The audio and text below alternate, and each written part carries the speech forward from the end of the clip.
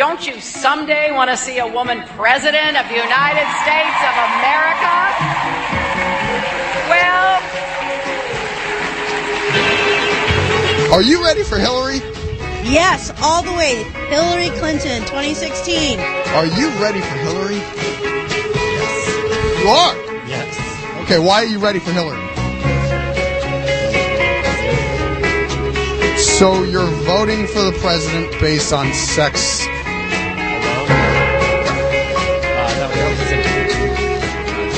Give me the more intelligent answer. Now that's good advice. Tell me the one reason why you would support Hillary for the presidency. She's a woman, so diversity, you know. Hashtag diversity. Yes. What is the number one reason why you support Hillary Clinton for presidency? To be honest, it's because she's a female. I know that's like kind of a bad answer to give since it's like not based on an issue. Biggest reason you're going to be voting for Hillary in 2016? Because it's time we have a female president. So you're voting based on sex? Oh. Oh, you're voting based on sex. Jack, would you vote based on sex? Yeah, my mother, maybe. Yeah, okay. Probably do better.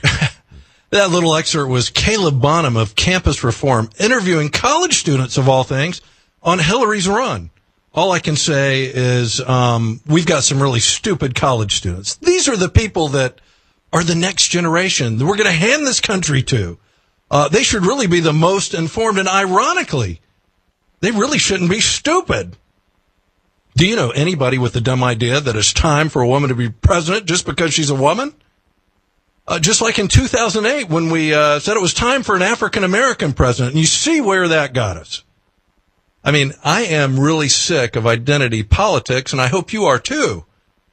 But whatever happened to the best man or woman or person for the job? Whatever happened to that line of thinking?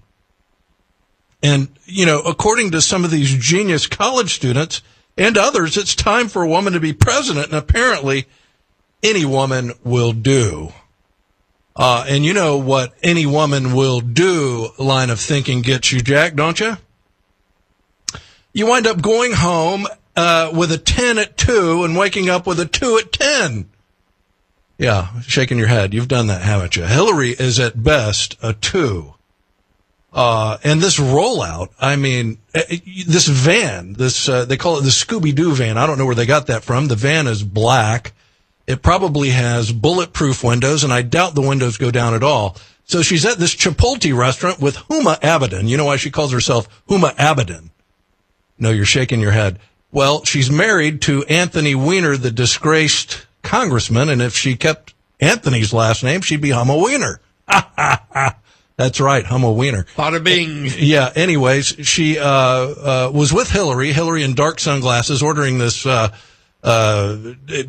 some type of taco bowl with black beans and all sorts of things that create greenhouse gases. So they get back in the van. You can't roll the windows down. I bet that was a really long ride for the Secret Service personnel that was driving that van.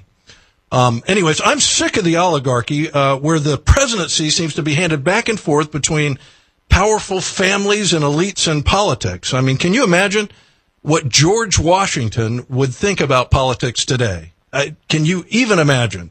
The man, I'm sure, has rolled over in his grave. I see the rolling, yes. But let me give you a good starting point, a gift of WeThePeople1787.org, and it includes George Washington's farewell address. I recommend you read it.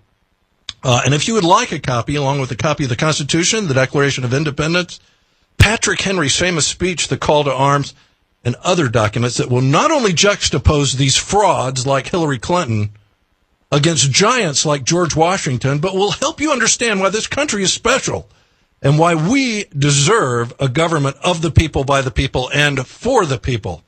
I mean, think about it. We're really in a bind in this country. We have over I was talking about it last week with this Operation Choke Point. We've got over 500 regulatory agencies at the federal level, and they're churning out regulations faster than you can say Hillary for president. Do you realize the cost of this regulation in this country amounts to somewhere between 1.7 and 2 trillion with a T dollars per year? And this burden is shouldered largely by business and passed along to you. And the beat, that regulation, that is, goes on and on and on. And just this abuse of regulation, like with this Operation Choke Point, and the effects on the gun and pawn business, as we outlined last week, legitimate businesses, the DOJ and the administration finds objectionable. Closing down gun dealers' bank accounts is meant to do one thing and one thing only. That's intimidate those that would provide us the opportunity for law-abiding citizens to exercise their Second Amendment right. In other words, buy and own a firearm. And it's sick. Look, no Second Amendment right, no other rights either. You got it? Wake up and smell the corruption, America. Anyhow, the cost of the regulatory burden, not including the intimidation, like the Intimidation Sun Trust, which, as we documented last week, closed several accounts of gun and pawn dealers, must have endured this intimidation to go to these people and actually close these bank accounts, legitimate gun dealers. So the regulatory costs and the size of this entire burden on the American people, it's as big as the GDP of Canada. The GDP of Canada, you can go look it up. GDP of Canada is about $1.7 to $2 trillion. That's what it costs annually for this regulatory burden. And again, they're doing about 10 pages a day, churning them out 365 days a year. And we, the people, are burdened with the cost. So these agents of the federal government, I've dropped the D because the government really is out of control like a wild animal. And they're, again, adding about 10 pages a day. I mean, think about that. And these rules and regulations, you never get a say in them. And that's because your congressman never debates, never votes, or in many cases, maybe all, never reads or sees any of these laws. And you got to know this is more dangerous than socialism. Jack, is more dangerous than communism. It's more dangerous than Islamic totalitarianism and Sharia. And it's got a name, bureaucratic despotism. Bureaucratic despotism. It's also where we, the people, no longer give consent. In other words, there's no consent of the governed. That's one of the foundations of this country and this government. It's the whole idea between the three branches, having a Congress, having a republic, having people that represent us to go and debate these matters, discuss these matters, ensure that they won't be detrimental to the country, and then vote on them and be held accountable every 2 years, at least in the case of the Congress, the Senate every 6 years.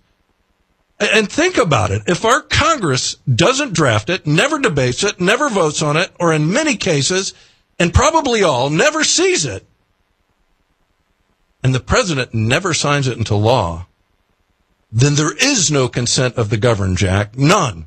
Game over, folks. And I will not endorse anyone for president, and I doubt I will, but I wouldn't endorse anyone who's not willing to discuss and commit to a reduction of the regulatory burden on we the people. I mean, you can forget about this woman, Hillary, and the Dems. How could anyone endorse a commie Democrat? And many of these Republicans, they might as well be Democrats. Look, we got here because of the complacency and the complicit behavior of Republicans. That's how we wound up with this system that is so far from what we started with. And, as I really learn more about the Founding Fathers and dig into the history of this country, these people were truly libertarians. Wouldn't you agree? I mean, we're talking about a minimalist government at the beginning to what we've got today. And by the way, what happened to the Democrat Party? I mean, they went from, I would say, a bunch of racists. They really were. I mean, many of them card-carrying members of the KKK to a party of communists and despots. It's just been one hell of a ride for these people. And they've attracted the bulk of individuals who they used to discriminate against. I mean, blacks, Jews, women, minorities of all flavors. How did this happen? And I want you to listen to this interview by Caleb Bonham again. We got to play it again. Listen to these ignoramuses as Caleb Bonham interviews these people for campus reform. You got to go to campusreform.com, and you can see some of Caleb Bonham's interviews. But this is really amazing. Play it again, Jack. Don't you someday want to see a this woman is just terrible. president of the United States of America? Well, Are you ready for Hillary? Yes, all the way. Hillary Clinton, 2016. Are you ready for Hillary? Yes. You are? Yes. Okay, why are you ready for Hillary? We need a woman president. So you're voting for the president based on sex Alone? No, not at Okay. all. That was simple. You know, Jack, we got to. I can't take it. I mean, we really have some dum-dums in college these days. And our Republicans seem to be a permanent minority party. I mean, outgunned even with majorities. And you've got to look at this abdication and acquiescence to the administration over whether or not they should perform their constitutional duty. And that duty is the advice and consent on an agreement or a treaty. And this agreement that is being contemplated with Iran, by most measures, rises to the level of a treaty. I mean, really, how did this happen? The consent is the consent of the governed.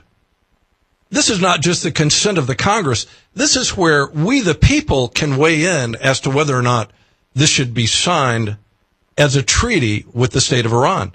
So this potentially bad deal will not be debated, not considered, and not voted on by our Congress. And yet another game over scenario for we, the people. And Iran has been at war with us for at least 36 years, a terror war, no less. So back to this presidential election, I will endorse a candidate, maybe not on the air, but I would endorse a candidate who really gets serious about reducing the size and scope of the federal government. And I'm not talking about revising the tax code. I mean, it's if you printed it out on 8.5 by 11 sheets of paper and stacked it up, it'd be over 9 feet tall. There isn't a person on this planet that will ever understand the United States tax code. Let's abolish the IRS. I mean, get rid of it and replace it with something like the fair tax or a consumption tax. That way everybody pays and pays the same percent.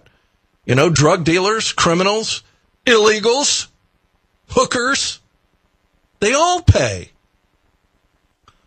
We the people, though, I believe, would have to monitor carefully the government because, look, they're probably going to collect far more revenues and be prone to far more corruption.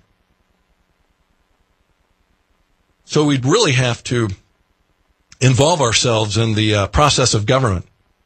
But if we are able to really reduce the size and scope of the federal government, I mean, 10 pages a day, 365 days a year of new regulations.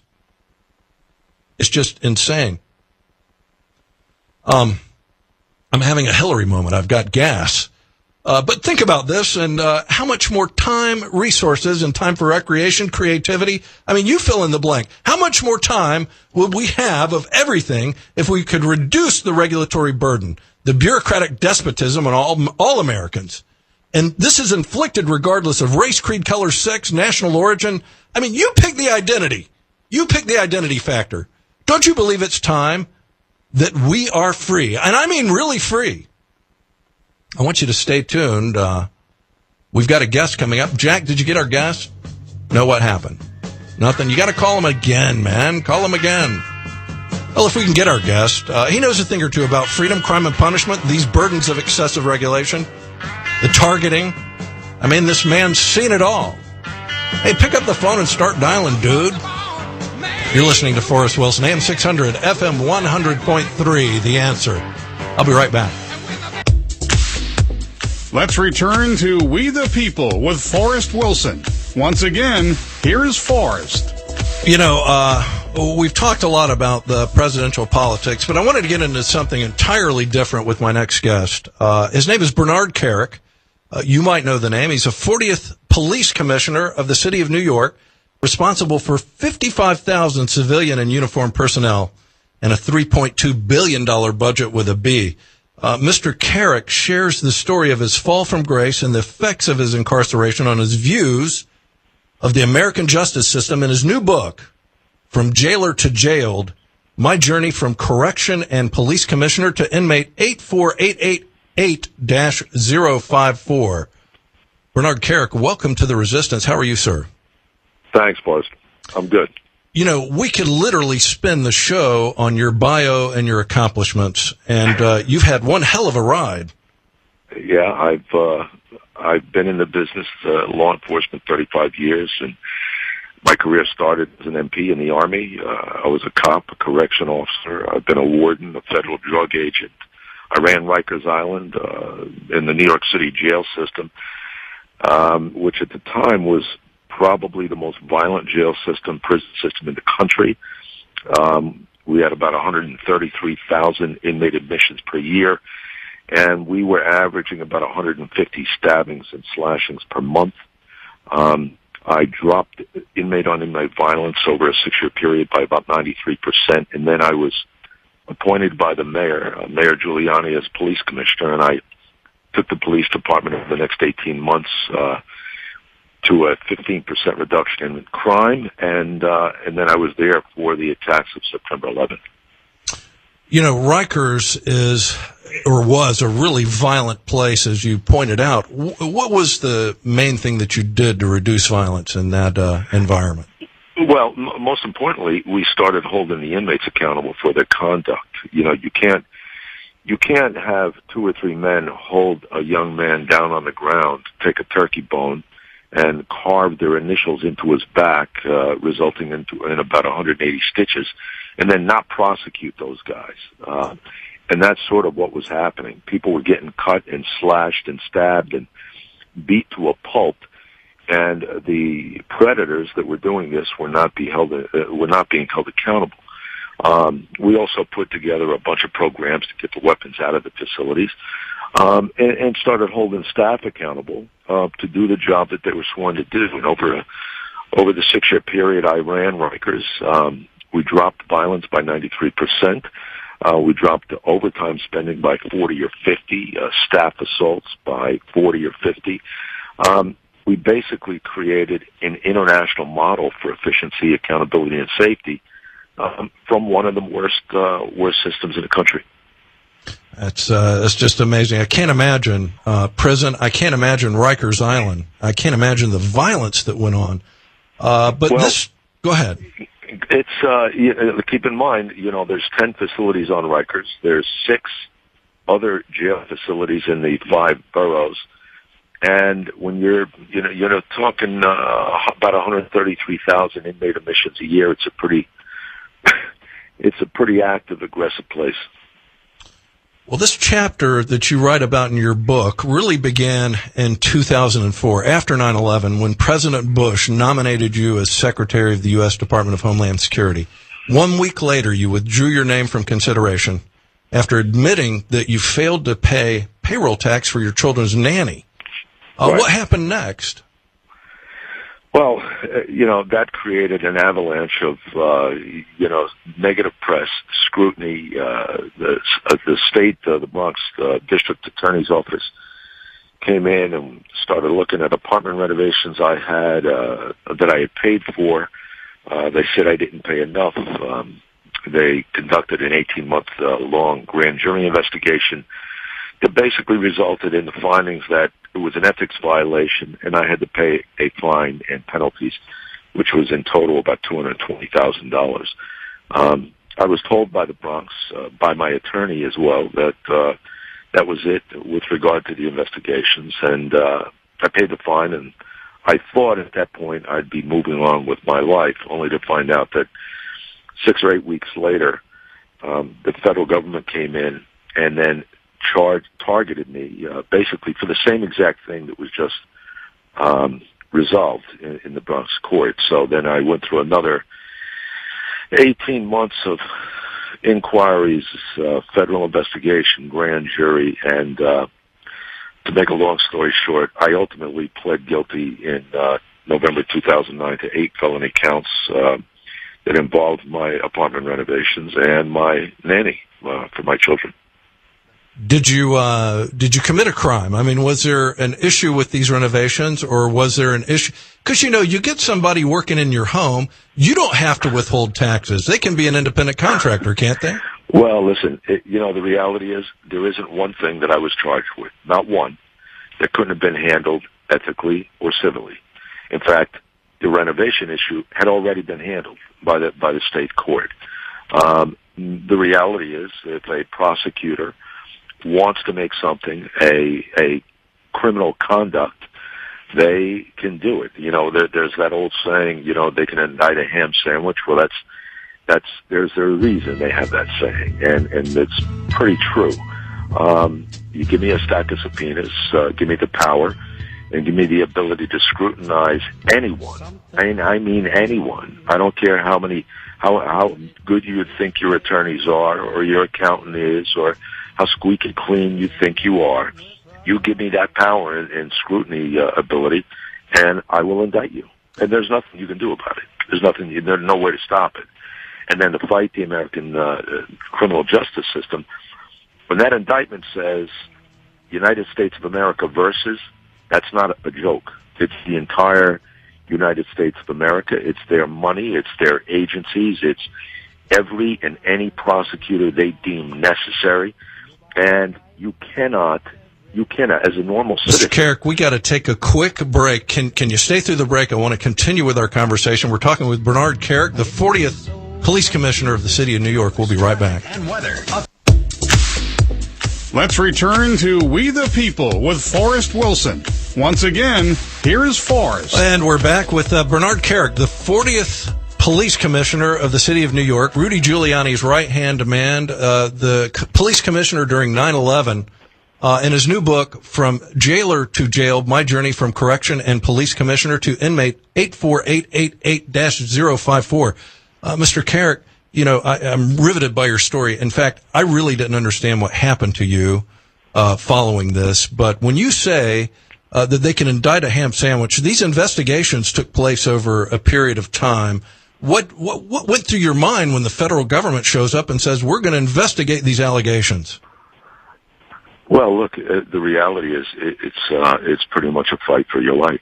I mean, anytime you become the target of a federal investigation, and or you're charged in a federal indictment and you have to go to court or stand trial, it is pretty much a fight for your life, because at the end of the day, if you're convicted of a felony, it is a lifelong sentence of collateral negative consequences to you, your profession, your family, forever, until the day you die. And I don't care what the charge is. I was with a man in prison that sold a whale's tooth on eBay. He was a convicted felon then, and that's going to have a negative impact on him. He's going to lose civil and constitutional rights. He's going to lose 80% of his workability. He's going to lose all kind of other educational opportunities and work opportunities that he will no longer have, because he has that cloud of convicted felon. So when you're going through this process, it is basically a fight for your livelihood, a fight for your life and your very existence. I read where this judge, this U.S. district judge that you went before, Stephen Robinson, used some sort of aggressive prosecution tactics, depriving you of lawyers by designating them as witnesses. Do you feel like you were railroaded in this process? Well, you know what? My case was riddled with this kind of stuff. The prosecutors were very aggressive going after my attorneys. My first attorney was conflicted because he himself became a target. They targeted him during the investigation of me, and then they brought him in and had conversations with him about me. My attorney, the attorney that had represented me in the Bronx. And then the next attorney, they conflicted him and got him disqualified because they said he could have been a witness to the other conversation for that attorney. And then my third set of attorneys, we were on the verge of a conflict with them because one of my lawyers had sent a email to the Washington Times talking about prosecutorial misconduct that he thought they were engaged in. And at that point, once the judge said he was inclined to disqualify the third legal team, I quit. I mean, it's my legal bill for October of 2009 was $476,000 for 30 days. So you can't fight this. I mean, and they keep taking your lawyers. It's impossible to deal with. So I quit. Most people who know you and know of you would consider you an American hero.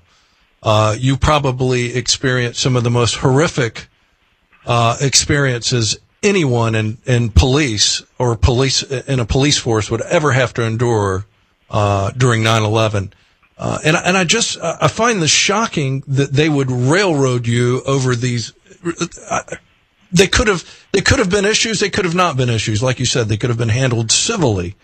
And it just amazes me. What do you think the motivation was for all of this? This dust up literally over nothing. Well, look, you got to remember in 2006, Rudy Giuliani had announced he was running for president.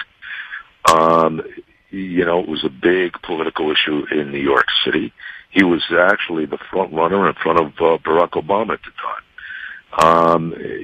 And every article that pertained to me had him in it, and every article that pertained to him had me in it. So it was a really motivated, a politically charged arena back at that time, and I'm sure that had a lot to do with it. But like I said, I'm not an angel. I made mistakes, but there isn't one of those things. And to give you an example, I was actually being investigated, prosecuted, while Timothy Geithner was being confirmed by the Senate after he admitted before Congress that he hadn't paid his taxes for years. Yeah, this is a miscarriage of justice at best. Now, you and Rudy Giuliani were literally very close friends. I understand he was the godfather of your children. Is that correct? Yes, sir, he is. Why didn't he stand up for you? What happened there? Well, and listen, you know what, Forrest, when things like this happen, a lot of people lose their courage, especially political leaders. They run, they don't want nothing to do with it, they don't want their name associated with you. And I get that. We created distance. It was a mutual agreement. But after I was convicted, and after I was actually sentenced and went to prison, I would have hoped that the mayor was there for my kids. My two youngest daughters at the time were 7 and 10. He disappeared. So it was disappointing. In some way, I understand it. It's not the way I would have handled it, and he knows. Anybody that knows me knows. I would have been there for him and his family, especially his children, and he would have never had to ask, and that's what's bothersome. Yeah, I can't even imagine. So you go to prison, and you're in this quote-unquote minimum security facility that many have described as not a big deal, somewhat of a country club environment. Describe the environment for me and tell me about your experience there. Well, listen, I always hear that country club thing and Club Fed and all that stuff. And what I suggest to people is, I think one of the most luxurious hotels in New York City is the Four Seasons. Go down to the Four Seasons, find the biggest suite you can, and lock yourself in that luxurious bathroom that's made out of all tile and granite. Lock yourself in that bathroom for a year and then come out and tell me how luxurious it is. Anytime your freedom is deprived and you have to live in an environment where you have to worry about MRSA and staph infection and HIV and you live like an animal, I'm not sure what people find luxurious about that or that club-fed mentality, because the bottom line is you live in a manner that you would never, ever live on the outside. Never. You eat food that you would never live on the outside. Unless you're an institutionalized inmate or animal, I can't. The whole club fed thing is beyond me. Did you have any interaction with? I would think they would kind of sequester you from the inmates because of your background. No, I was in a minimum security. Look, you can't. Nobody can be in that camp that was had any violence in the background. So I was with 300 guys, nonviolent guys, 70% of which were there on drug violations, 30% white collar guys. And that's when I really started to realize that there's a major problem with the system. When I'm sitting with men commercial fishermen that caught too many fish, or somebody that enhanced their income in a mortgage application, or a first time nonviolent drug offender that gets 10 years or 15 years. And I started to realize then we have a major problem.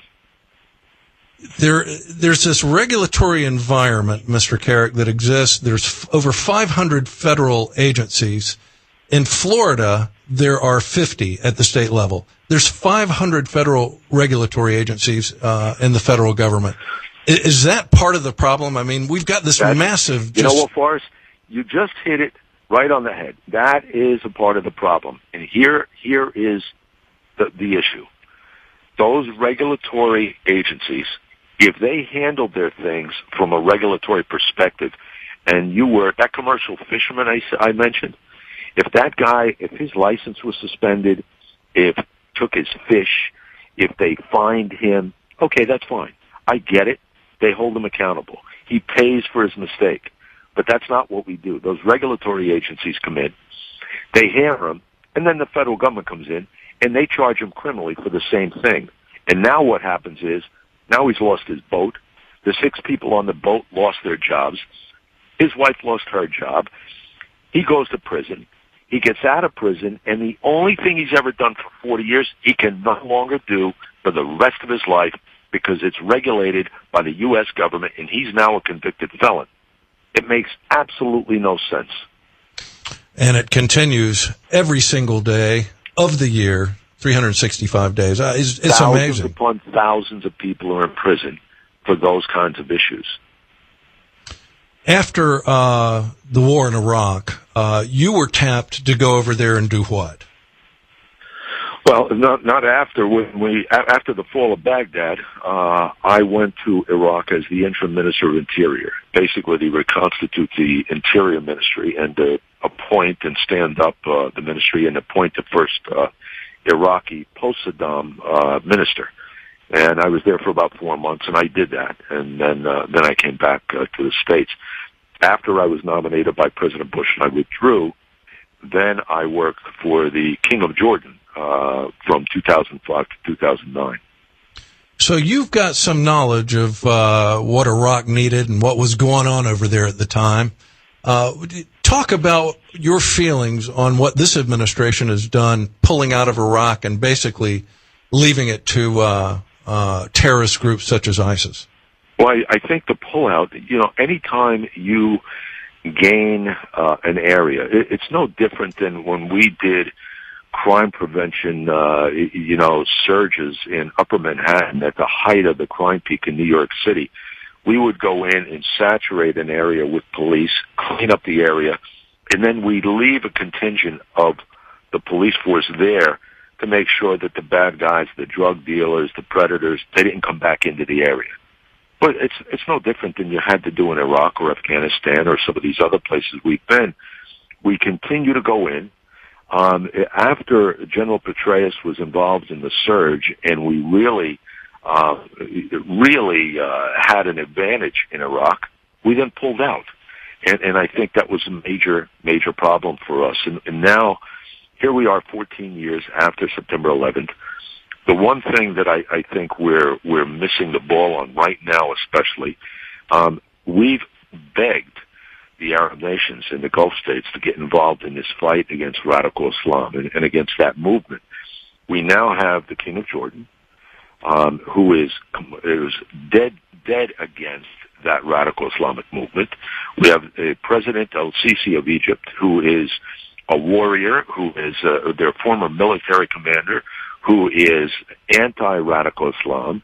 Both of these guys they are some of the premier military leaders in that region. The King of Jordan was the commander of special forces before he was appointed king in 1999 by his father. These guys should be leading this coalition. If I was the president, I'd get them in a room, say, listen, what do you need? What resources and equipment and money do you need to get this fight, to take the fight to the enemy and become a victor in this battle? Because they have the intelligence, they have boots on the ground, they have the know-how, they know the region, they can recruit other countries and those other states to get involved much, much better than we can, and we won't have to lead the coalition. So it's at a time right now that I think if we don't use those assets, we're making a big, big mistake. You think we're losing the war on terror and radical Islam? I think I can't say we're losing it yet, but I will tell you this.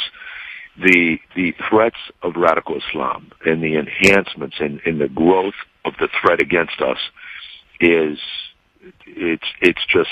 it's growing faster than anybody could imagine. I have to take a break in a couple of minutes, but I want to ask you one more question. What is the danger of leaving our borders open and just allowing anybody to walk across them? Listen, that's a major mistake. It's a major mistake. You have people that want in this country for, to attack the country, and I just think some of the things that we've done is just, the Homeland Security, Customs, Borders, I think we've had some major failures. What's next for you? You've got 8 felonies, is that correct? Yes, sir. My big push right now is to educate the American people on the flaws and failures of the criminal justice system and push them to push their legislators and, most importantly, the next president, whoever the next president is, that person has to have this criminal justice issue as one of their top 5 domestic issues on their plate going into office. We can't sustain this economically. It's not going to work. The system will implode. And I think the next president has to realize that. So I'm pushing hard to get the legislators to do their job, because right now they're all talking about it. There's a bipartisan movement to address it, but they're still afraid that if they do anything, somebody's going to use it against them in a political campaign to make it look like they're soft on crime. I'm not saying to be soft on crime. I'm saying to be smart on crime, be smart on the economy, be smart on society, be smart on kids, because as it stands right now, we're destroying all of that. Yeah, agreed. Bernard Kerik, the book is From Jailer to Jail, My Journey from Correction and Police Commissioner to Inmate 84888-054. I want to thank you so much for your service to the country and for coming on The Resistance today. I hope to have you back at some point in the future. Forrest, thank you. We'll be right back. Let's return to We the People with Forrest Wilson. Once again, here's Forrest. Hey, Jack, I just caught something in that commercial for the ionized water. We the People it's We the People 1787, but they got it wrong. They've got We the People 1786. It should be their year off. I know old Bob mentioned it last night. Talk to the office people. Talk to the office. Yeah, talk to the office people. Hey, listen, if you find your health care plan canceled or your employer dropping your plan due to the expense, or maybe you just can't afford Obamacare because your state didn't set up an exchange, I have a biblical alternative. That's right. It's called Medishare, and it's administered by Christians, not bureaucrats. Medishare, a program of Christian Care Ministry, is a healthcare sharing program whose members share financial resources to pay each other's medical expenses. Medishare isn't insurance. Resources are shared directly between members. I'm a member, and I absolutely love it. Members of healthcare sharing ministries like Medishare comply with the Affordable Health Care Act and do not have to purchase health insurance or pay a penalty. Since 1993, Medishare members have shared more than $682 million in medical expenses, and because of its large network of providers, members have saved an additional $295 million in medical cost. Million with an M. Boy, I'm getting tongue-tied. But this was designed for Christians who agree on a specific set of biblical values and lifestyles. Go to mychristiancare.org, or call 800-772-5623. Tell them Forrest Wilson sent you. And I'm really on a crusade to show the people an option to the government-run healthcare system. And this program is not sponsored by MediShare, nor am I formally associated. I just believe in these folks. I believe in the ministry, and I've decided to promote them for the people and the freedom from oppression that this program offers. I helped somebody get signed up today, and I'm going to continue to do it until I see a change and a rejection of this government takeover of healthcare. So, man, was that a stunning interview with Bernard Kerik? What a great American hero, literally railroaded. And, you know, I voted for Rudy Giuliani in the primary. Did you? Who'd you vote for in the primary? Did you vote for the old guy, John McCain? When was this? The last 2008. 2008, I did. No, I can't remember who I did, but it wasn't for you-know-who. Yeah. Anyways, going back to the regulatory environment, I want to bring up something to you that I think is worth noting. 1947. The portion of the economy that was considered free or the private sector was 74%. The regulatory cost in 1947 was estimated at 4%. Government spending was about 22% of the economy. Fast forward to 2010. The free section or private sector of the economy, the free private sector, is now about, what would you think? It was 74% in 1947. What do you think it is today? Well, I'm going to tell you, it's 32% of the economy. And I can feel this. I mean, I literally can feel it. Having been an entrepreneur and a business person for a lot of my adult life, I can feel that the private sector is shrinking. Government spending is now 51% of the economy as of 2010. And the regulatory burden, 17% of the economy. It started in 1947, it was 4%. Today it's 17%. And you see the result of an overburdensome regulatory environment. And you see the targeting that can take place because, look, I mean, I could be breaking a doggone federal law right now and not know it. I mean, we're probably breaking something, Jack. Who the hell knows? They're doing about 10 pages of new regulations a day. They're doing it every day for the rest of this year, and they're going to do it next year and the year after, unless we do something about it. Look, you can no longer afford, you people, you can't afford not to pay attention anymore. This has gotten to the point where it is affecting us in a deleterious manner. You're listening to Forrest Wilson, The Resistance. I hope you'll tune in each and every week. I have the privilege of interviewing some of the most interesting people on the planet. I'll look forward to hearing from you next week. AM 600, FM 100.3, The Resistance. See you next week.